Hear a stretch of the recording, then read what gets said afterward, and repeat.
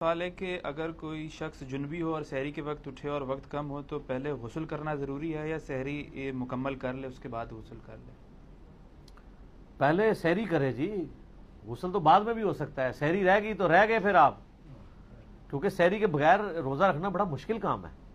صحیح. بخاری و مسلم میں حدیث ہے، اما عائشہ کہتی ہیں کہ نبی علیہ السلام جب جنبی ہوتے اور احتلام کی وجہ سے نہیں ہوتے تھے، یعنی وہ یہ کہنا چاہ رہی تھی میاں بیوی کے تعلق کی وجہ سے، تو آپ علیہ السلام بسا اوقات طلوع فجر کے وقت اٹھتے اور آپ روزہ رکھ لیا کرتے تھے.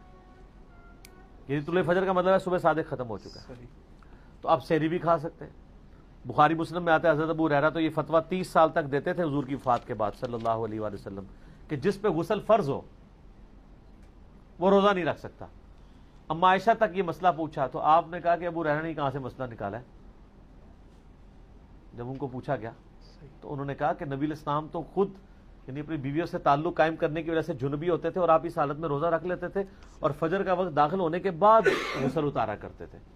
تو آپ پہلے سحری کھائیں پھر بعد میں. لیکن اس میں ترمذی میں حدیث ہے کہ جو بندہ روزے کی حالت میں کلی یا ناک میں پانی چڑھائے تو زیادہ غلوف نہیں کرے گا، کیونکہ اگر آپ نے کلی کرتے ہوئے حلق سے نیچے اتر گیا تو روزہ گیا، ناک پہ چڑھاتے وقت اوپر گیا تو روزہ گیا. تو آپ نے پھر احتیاط سے کرنا، زیادہ اوپر نہیں کھینچنا. تو اس طرح کی جو عورتیں ہیں ان کو اللہ تعالیٰ نے آسانی دی ہے، یعنی وہ روزے کو مؤخر کر سکتی ہیں. جو عورتیں یعنی پریگننٹ یا دودھ پلانے والی ہیں